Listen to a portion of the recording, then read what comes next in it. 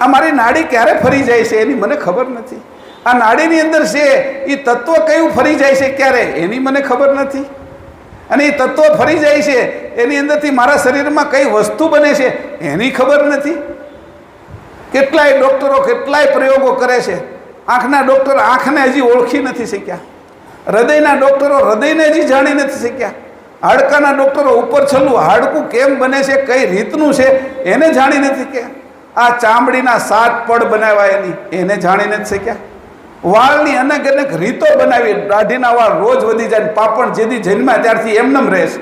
આવી વાળની રીતો અલગ અલગ બનાવી એવા કરતાને કોણ જાણે કે આ મર્મ કોઈ જાણી નથી શકતું.